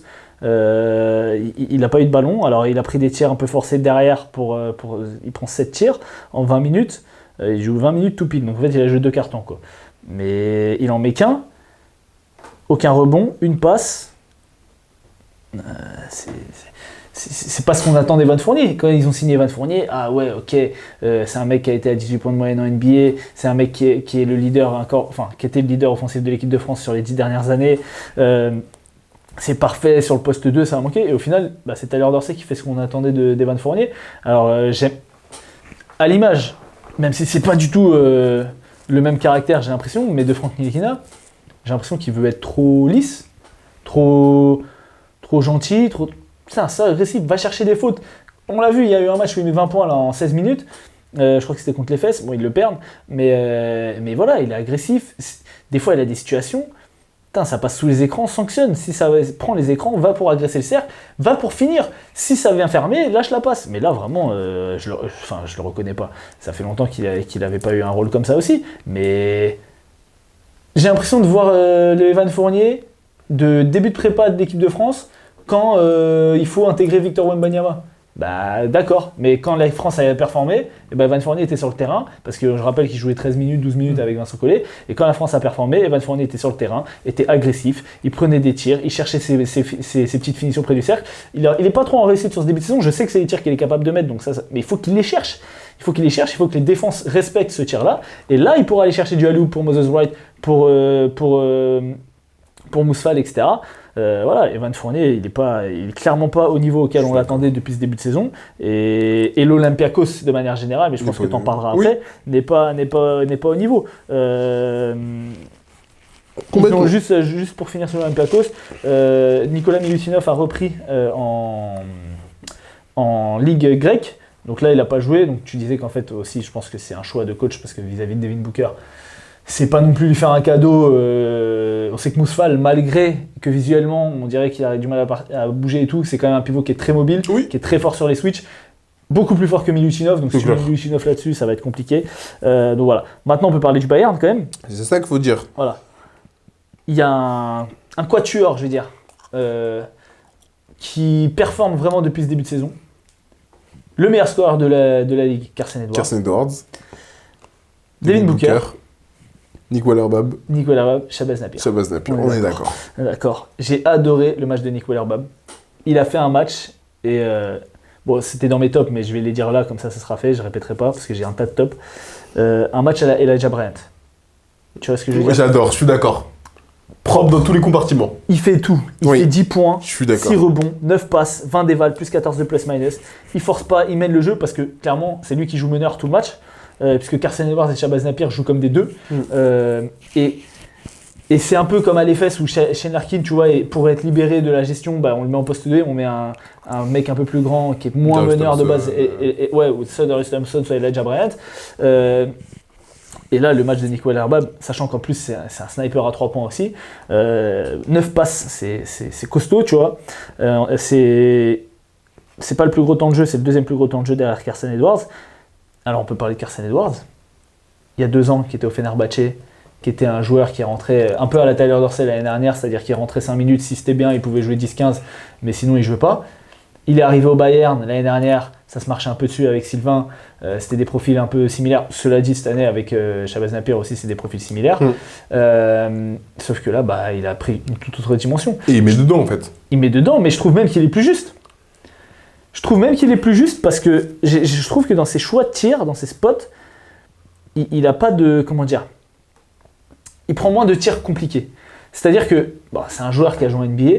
Donc pour moi, et ça c'est un truc que j'ai jamais compris, je comprends pas pourquoi les mecs ils se mettent à la ligne à 3 points FIBA alors que tu es capable de shooter ligne NBA. Tu vois, Carson Edwards, il prend un écran NBA à la ligne à 3 points, ça passe en dessous, il allait tirer. Bon, là, pourquoi, si ça passe en dessous, des fois, maintenant, c'est plus le cas. Même quand il est 1 mètre derrière la ligne, il allume, s'il est ouvert, Et du coup, c'est des tirs qui sont en rythme. Je le vois prendre des tirs en rythme comme ça, etc. Il est hyper agressif au cercle, il a une très bonne qualité de finition, il joue beaucoup de jeux rapides, il est très costaud pour son... On m'a demandé de faire une analyse sur lui, et en fait, j'ai dit, c'est pas vraiment un joueur... C'est ce que j'ai dit, c'est que pour moi, il est hyper fort individuellement, mais c'est pas tant sur de la lecture. Donc je trouve que c'est pas hyper intéressant d'analyser son jeu. Par contre, ce qui peut être intéressant, et je pense que ce que je vais faire, c'est de voir un peu qu'est-ce qui fait qu'il est fort, sur quoi il s'appuie, pour, en étant un joueur de petite taille, être le meilleur scoreur de l'Euroleague. L'année dernière, c'était Marcus Howard aussi, et c'est un profil, j'ai pas envie de dire totalement différent, parce que c'est quand même un fort shooter à 3 points, mais il est quand même beaucoup plus agressif que Marcus Howard. Il va plus au panier. Il va plus au panier. Et voilà, là, il fait 30 points, Non, mais moi, 10 sur 14 à 2 points, Oui, il a droit. alors que c'est un mec qui fait 1m80, quoi. Ouais, mais il a droit. Mais en fait, je pense que c'est aussi ça. Tu sais, quand tu dis. Déjà, c'est un joueur qui a pris en maturité, je pense, également. Tu sais, En justesse. en justesse, exactement. Et encaisser une saison d'Euroleague, la digérer, ce que tu as fait, ce que t'as moins bien fait. Donc, ça, je pense que c'est important aussi. Donc, forcément, que sur l'année d'après, tu es plus fort. Et après, comme tu l'as dit, en justesse, mais parce que ça tombe dedans aussi. Je pense que ça joue un rôle. Tu sais que quand tu es en confiance, et le basket, on sait que c'est un sport. Ah, mais de tu vois frappe. qu'ils sont en confiance. Et là, en ce moment, il sort des perfs parce qu'il prend des Mais ça tirs. tombe dedans. Tu regardes ses pourcentages à 3 points. Ah, c'est pas dégueu, hein. Ah bah c'est dégueu, il est à 30% à 3 points Bah, depuis le début de saison. ça va. Non, 30% c'est catastrophique, gros. En Euroleague, t'as aucun top player qui est à 30% à 3 points. Mais même en NBA, c'est pas bon à 30%. Oui, mais d'accord, mais là, tu compares avec la NBA. Bah, l'Euroleague, c'est pareil. Normalement, c'est encore plus haut. Non, 30%, c'est pas bon. Pour un shooter de son calibre, t'as aucun joueur qui est à 30% à 3 points. Ça veut dire qu'il peut être encore plus haut, donc il tire beaucoup. Là, encore une fois, sur ce match-là, il fait 2-9 à 3 points. Tu vas me dire que c'est bien. Non. 30%, je suis désolé, c'est pas bien. Si tu Je regardes... t'ai pas dit que c'est bien. Je pas dit que c'est bien. Mais. Bah, tu m'as dit, c'est pas dégueu. Ça Ça va. va. 30%, ça va pas. Je suis désolé. Après. Presque un tiers. Hein. Ouais, d'accord. J'ai pas les pourcentages sur les années d'avant, mais. Toi, t'es dur. Mais en tout cas, moi je vois un mec qui est plus juste. Je vois un mec qui a de l'agressivité vers le panier, avec des tirs, en tout cas, qui me semblent être. Dites-nous en commentaire si 30% pour vous c'est bien. Presque un tiers. Il était à 32 l'année dernière, donc c'est pas énorme. Il va remonter. Mais en tout cas, non, j'ai. Il a jamais été très haut. Hein. Il a été à 34 au Fener, donc il a jamais été très haut, mais après, en même temps, il prend des tirs de terroriste. Sur une jambe et tout. Mais en tout cas, non, le match du Quatuor du Bayern, il est très bien. Ça permet vraiment, ils sont sur une bonne dynamique. C'est intéressant de les voir jouer. Je pensais pas que j'allais apprécier autant ce jeu du Bayern et de les voir jouer, donc je prends Bravo à Gordon Herbert. Vraiment bravo. Sachant que. Et à TJ Parker. Ouais. Andreas Hoff fait pas un gros match non plus. Ouais. Et donc le Bayern est donc à 3-2, ils sont invaincus à domicile, sachant qu'à domicile ils ont tapé le Real et là l'Olympiakos. Ils ont pas tapé, alors ils ont tapé Paris aussi, mais tu vois, c'est pas Baskonia, Bologne, Milan qui sont venus, tu vois. Ils ont déjà sur 3 matchs, ils ont tapé 2 gros. Ouais. Donc franchement le Bayern agréablement surpris, à voir si ça dure. Donc Cassane Edwards, meilleur scoreur de l'Euroleague pour l'instant après 5 journées, qui a 20,8 points de moyenne, avec, on l'a dit, des pourcentages pas fous, donc il arrose bien, mais voilà, les pourcentages ne veulent pas tout dire non plus. C'est vrai que l'impact qu'il a sur les matchs, on l'a vu, que ce soit contre Paris ou que ce soit là face à l'Olympiakos, il a vraiment un énorme impact. Ouais. On finit sur Fener Panathinaikos, la grosse affiche de la journée. Yes, c'était incroyable.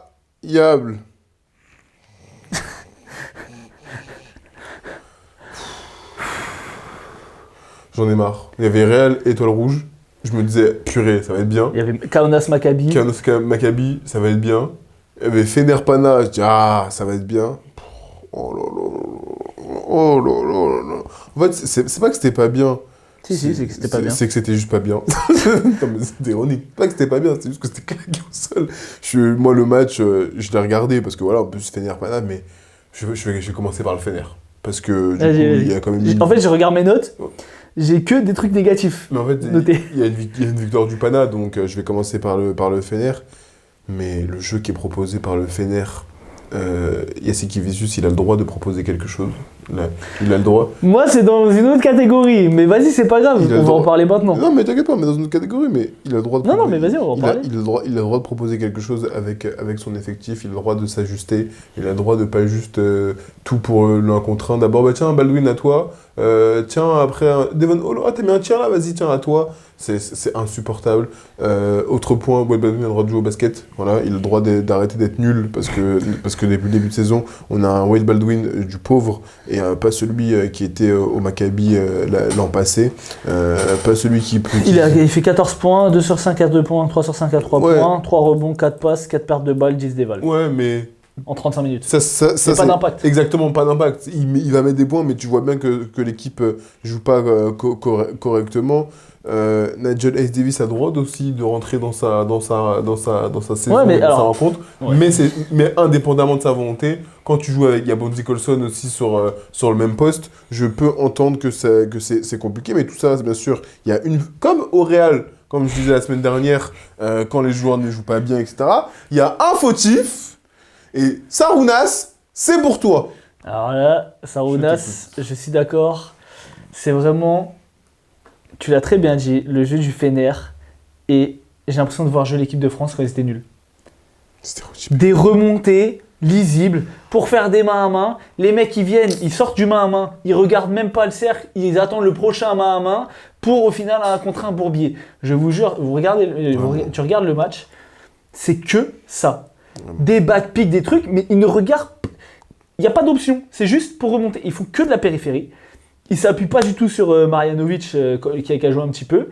Après, Kemberch, bon voilà, c'est pas trop un joueur de post-up, mais tu as quand même Bonzi Colson et tu as Ace Davis qui peuvent t'apporter aussi de la fixation à l'intérieur. Dyson Pierre, je ne sais pas pourquoi il ne joue pas. Il n'a pas joué, je crois, sur ce match. Non. 0 minutes. C'était hyper pauvre. Il y avait Skylar Mays. Skylar Mays, il a fait un gros match. Skylar Mays fait une très bonne rentrée. Mais encore une fois, tu signes un mec pour remplacer Scottie Wilbekin, c'est un mec qui sort de NBA, etc.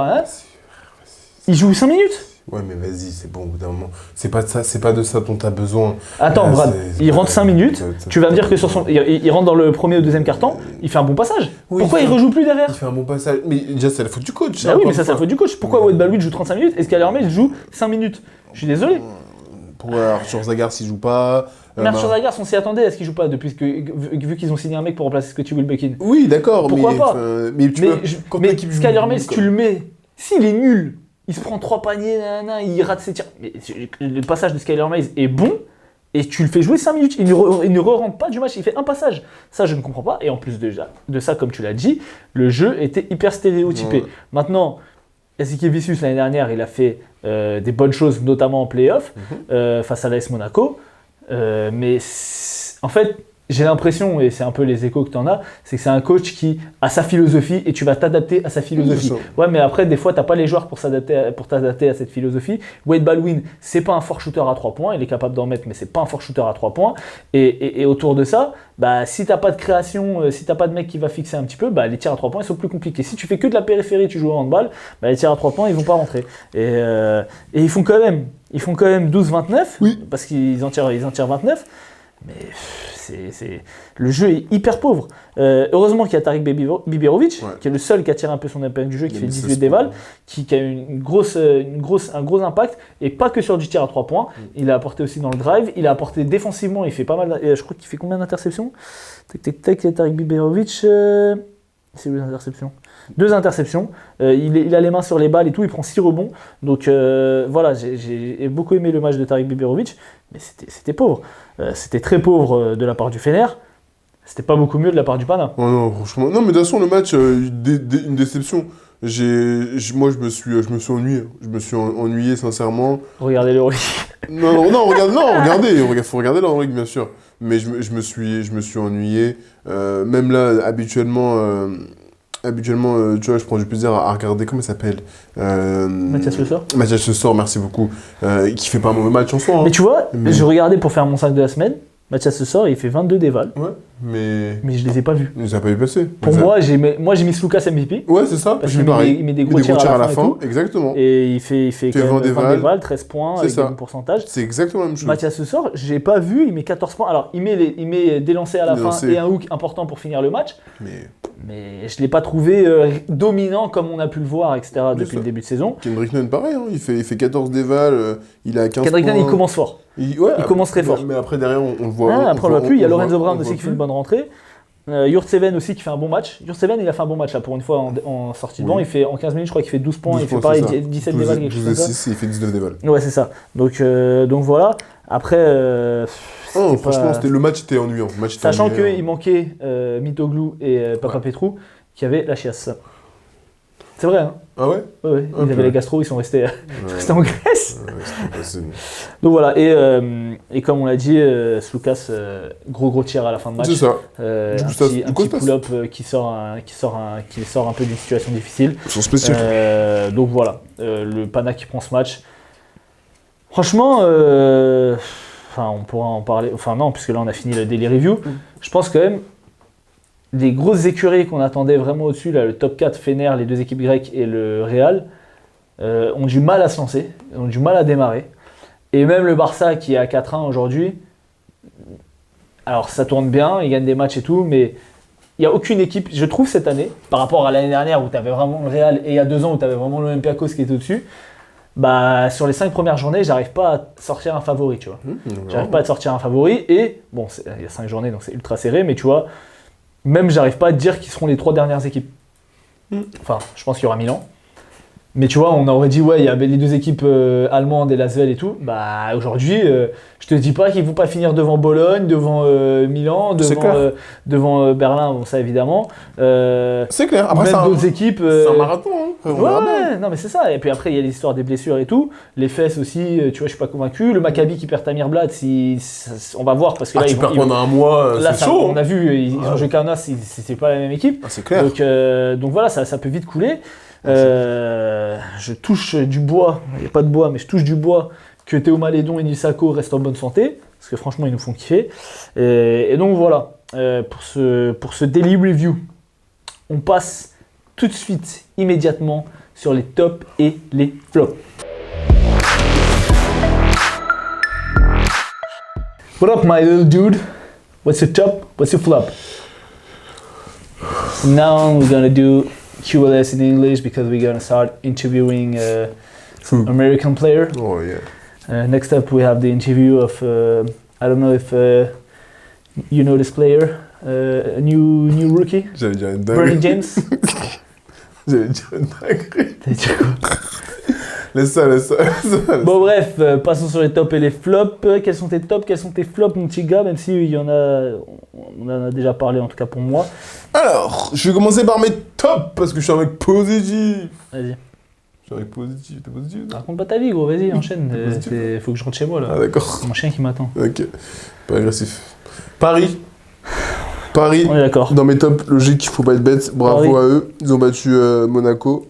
Et j'aime beaucoup ce qu'ils proposent en ce moment. Donc, TJ Short, bien Je sûr. pense Paris peut aller au Final Four. Hein. Ok. Toi, tu vois que tu veux faire de l'humour. Merci.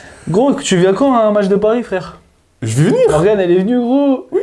Elle a kiffé. Hein. Mais c'était incroyable, mais je pouvais pas marcher. Et alors c'est vrai qu'il faut être debout. Mais faut être debout. Il y a des gens en béquille, tu peux t'asseoir au calme. Ok. En vrai, il y a des places à côté, tu te mets à côté assis, tu vois. Ok, parce que je pouvais pas marcher de base. Là, il y a Paris-Basconia vendredi prochain, 1er novembre. Je suis là. Je suis pas là. Je suis de service familial dans ma belle famille. D'accord. Donc bon, je vais essayer de ski, mais on va voir. Ok, si tu peux ski, je suis Bébé, là. je t'aime, t'inquiète. Top. Mais après, tu peux y aller sans moi. Hein. Ok. Il y a Lucas qui veut aller, je crois. Bref, donc du coup, C'était ouf, top. du coup, Paris. Paris, pour la progression d'Eli Ndiaye, j'en ai parlé tout à l'heure, moi il me régale, j'aime beaucoup ce qu'il amène au Real, j'aime beaucoup cette capacité à pouvoir punir de loin, à se projeter sur la transition, à être plutôt bon défenseur, il fait encore des fois des erreurs de jeunesse, mais j'aime beaucoup, franchement il me régale, je me régale de le voir jouer, c'est un plaisir. Voilà pour mes tops de cette semaine. Ok, alors moi je suis d'accord avec toi, Paris Basket. Je mets Théo Malédon, parce que Théo Malédon il confirme, face au Barça il fait encore un gros match. Il est à plus de, je crois qu'il a 20 points, à, genre il doit être à 21 ou 22 déval. Il est encore dans le top 5 à l'éval. Je crois que c'est la première grosse équipe qui rencontre, oui c'était la première grosse équipe qui rencontre vraiment, et il a été au niveau. Donc franchement, moi et là je suis en train de faire j'ai commencé l'analyse de son jeu et tout, mais c'est vraiment un joueur que je kiffe voir jouer. Et j'espère pour l'instant, en tout cas, qu'il va rester à l'Asvel, qu'il va aider l'Asvel justement à passer un palier, à passer un cap, gagner des matchs avec son équipe. Et si l'année prochaine il a des bonnes offres, qu'il parte dans un truc où il aura des responsabilités. Parce que là, comme on l'a dit, si le Barça récupère ou peu importe, tu vois, même si le Fener qui avait perdu Willokin était parti le chercher, bah, il serait arrivé dans une équipe où pour l'instant il n'a pas prouvé en Euroleague que c'est un gros joueur. Et du coup, bah, il aurait peut-être pas eu les mêmes responsabilités qu'il a à l'Asvel. Fais ta saison complète, fais ta saison à plus de 20 dévals, soit dans le top 5, soit dans les All Euroleague Team. Fais de l'Asvel, qui était une équipe de bas-fond, avec l'aide de Nils Sako, d'Edwin Jackson, de Nando De Colo, etc. Une équipe qui va chercher le play-in ou qui joue pour le play-in.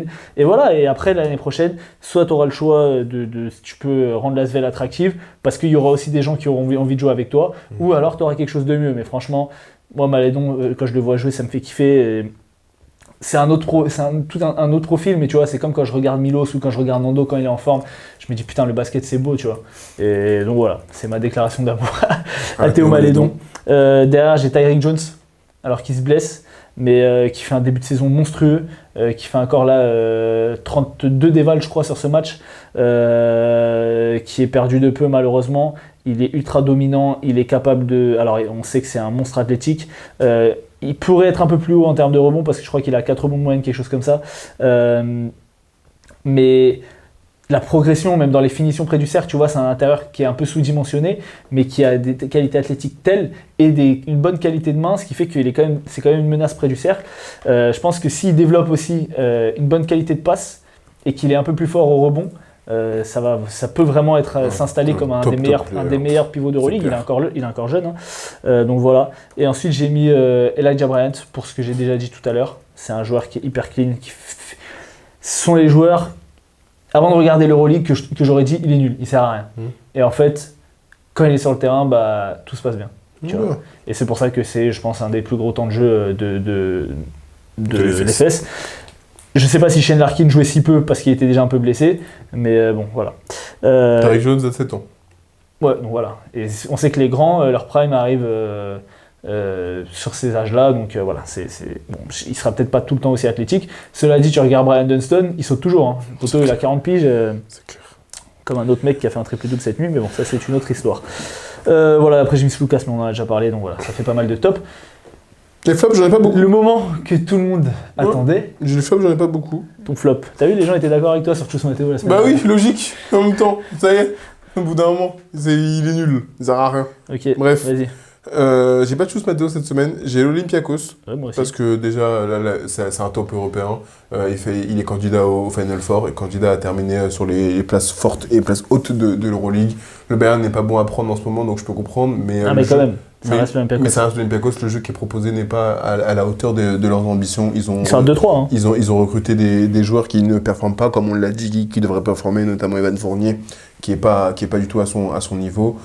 J'ai pas non plus aimé trop le match de Mousfal. Après, voilà, ça reste un début de saison et c'est un marathon d'Euroleague, on le sait. Toutefois, ils peuvent produire un jeu qui est beaucoup plus plaisant et aussi qui est beaucoup plus rassurant, parce qu'ils ont des ambitions que le Bayern n'a pas, en tout cas ils n'ont pas les mêmes, et que là pour moi c'est un peu une faute professionnelle, même si en ce moment le Bayern n'est pas du tout bon à prendre, c'est une faute professionnelle. Alors j'ai l'Olympiakos aussi, et on adore Barzokas, parce que voilà, l'Olympiakos est capable de produire le plus beau jeu de l'Euroleague, autant quand tu n'arrives pas à installer ce jeu-là, il y a aussi d'autres choses à mettre en place. Défensivement, du jeu rapide, on voit beaucoup Shaquille Makisic sur ce début de saison qui a un très bon pourcentage à 3 points, alors que c'est pas un fort shooter, mais en fait c'est soit des backdoors, soit il n'y a rien, tu vois.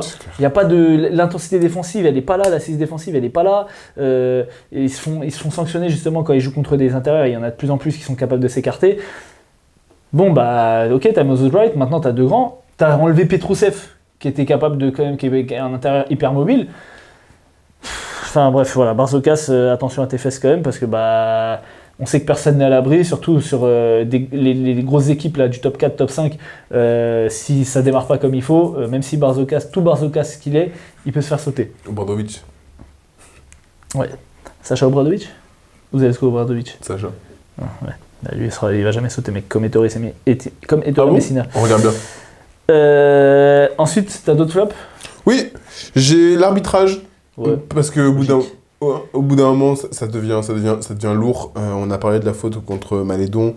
Baldwin, il en a une aussi à un moment. Il faut se mettre au niveau, messieurs. Il faut se mettre au niveau parce que les joueurs doivent se remettre en question. Parfois, ne font pas des bons matchs aussi. Après, ils sont bénévoles, hein. Tu vois, mais non, ils sont pas bénévoles. Si, ils sont bénévoles. Non, ils sont pas bénévoles. T'as pas vu je pense que t'as pas vu, mais l'arbitre, il a été suspendu de toute la saison en Euroleague parce qu'il a volé un parfum dans un duty-free. Il y a la vidéo et tout. Un parfum à 200 balles. C'est une blague. Non, je te jure, gros. Donc, tu vois, ils ont pas d'argent, c'est pour ça. Tu vois, ils rendent service. Donc, bon, on peut pas leur en vouloir, tu vois. Apparemment, ils sont bénévoles. Ils sont payés en exposition. Putain, mais c'est une plaisanterie, quoi. Je fais grave aller regarder ça tout à l'heure. C'est des webmasters. Mais donc, l'arbitrage, là, il faut se mettre au niveau, messieurs, parce que c'est pas possible d'avoir autant de ratés, autant d'erreurs. On demande aux joueurs d'être au niveau, de progresser, de s'entraîner. Les gars, entraînez-vous. Je sais que ça va plus vite, que les joueurs vont plus vite, que ça saute plus haut, que ça joue plus fort. Ok. Mais là, au bout d'un moment, toutes les semaines, il y a quelque chose. Et des fois, des choses flagrantes. Et en plus, vous avez les replays. c'est exactement ce que je veux dire. Vous cassez la tête, je vais rester poli, à faire du replay toutes les 5 secondes. On est là, ils regardent les replays pour des choses des fois qui sont évidentes. Donc au bout d'un moment, vous avez des outils supplémentaires, mais vous n'êtes pas meilleur, je comprends pas. Et moi, il y a un truc sur le règlement, et vous pouvez me dire en commentaire ce que vous en pensez.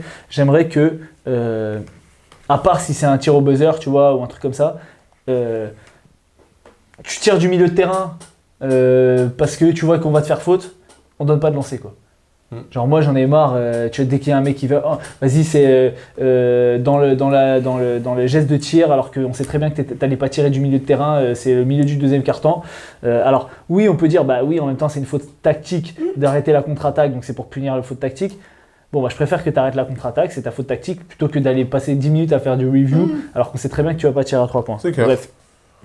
Et j'ai un dernier flop, et là je pense à un passe décisif comme ça, c'est le Fener. Qui est dans mes flops, et parce qu'au bout d'un moment, le jeu qui est proposé, l'alternance de... Ah non, il n'y a pas l'alternance, c'est bien ça le problème. Et donc du coup, c'est une suite de 1 contre 1, 1 contre 1, 1 contre 1, 1 contre 1, parce qu'ils ont un commandant de bord qui est absolument catastrophique, et qui ne propose absolument rien. Et j'aimerais t'entendre sur tes flops. Eh ben moi j'ai mis Jasikevičius Voilà.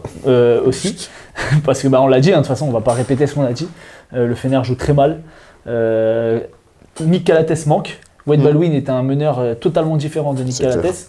Et là, tu mets pas Wade Baldwin dans les bonnes dispositions, t'as pas de jeu de relance, t'as pas du spacing pour qu'il puisse driver. Je le vois pas aller au cercle, alors je sais pas s'il est à 100% aussi, mais il est beaucoup dans le tir à 3 points. Enfin, je sais pas, t'as Wade Baldwin, normalement, tu drives, ça va fixer ça va se resserrer, et autour, t'as des shooters à Fenerbahçe quand même. Donc, je suis d'accord avec toi, le jeu de Jasikevičius. Moi, j'ai un autre flop, et c'est Nadir Effi.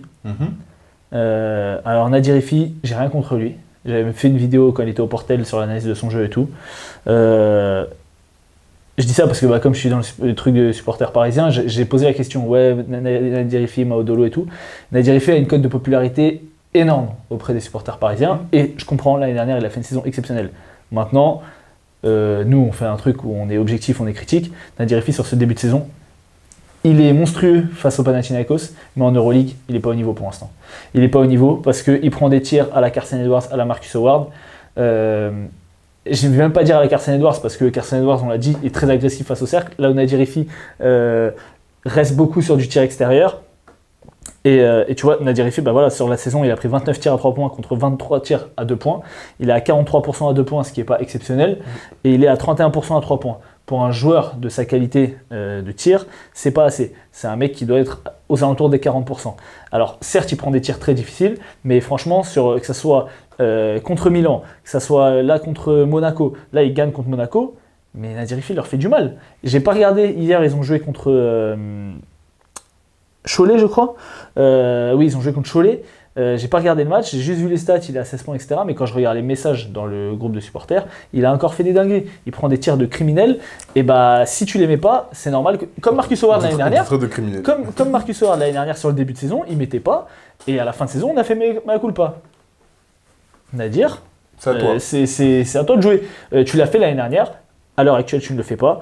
Tu es à 11 points de moyenne avec des pourcentages tristes. 1,6 rebonds, 1,6 passes pour 1,2 perte de balles, 7 dévals. Voilà, il y a de la concurrence, et je pense aussi qu'il faut mettre la concurrence de manière saine avec Maodolo. Ça va le faire progresser. On sait que c'est un joueur qui a énormément de qualité, c'est un joueur qui est encore très jeune. Il y a 5 ans de ça, il était en National 3. on ne lui enlève pas tout ça. Maintenant, Nadir, il faut qu'il step up parce que Paris a 2-3 avec un Nadir V qui est pas bon, tu vois. Sauf contre le Pana. Donc voilà, c'est mon dernier flop. Et du coup, on peut passer sur les 5 de la semaine. Alors, donne-moi ton 5. Très simplement, TJ Short, je sais pas si tu connais. Ouais, je crois. Il a fait un bon match, 30-10, on l'a dit, 28-10, pardon. Ouais. Carson Edwards, je sais pas si tu connais. Ouais, pas mal. Il a fait un bon match aussi. Marcus Howard, criminel numéro 1, qui a fait un putain bon match, dont un 7 sur 14 à 3 points. J'ai mis Tariq Jones, je m'en fiche même s'il a perdu. Aujourd'hui, il sera dans mon 5, parce que le match qu'il a fait, c'était trop du poulet. Et j'ai mis notre monsieur propre, Yann Vezeli, sur le poste 5, parce qu'encore il a fait une éval à 19 ou 20, je sais plus combien, et qu'il a fait un match tout simplement à la Yann Vezeli. Ok. Juste, j'ai une question, parce qu'il y a un mec qui a fait 30 déval sur cette journée. Tu le mets pas, genre? Qui ça? Un mec qui a 25 déval sur le début de saison en moyenne? Qui ça? Facundo Campazzo? Non, mais vas-y, ça y est. Non, je le mettais à la place de qui? Bah, à la place de Marcus Howard, par exemple. Non, bah non. Parce que Marcus Howard, il fait 26 points contre... Il joue qui? Il joue Berlin? Oui. Ouais, donc voilà, c'est contre Berlin. Ils ont joué l'étoile rouge.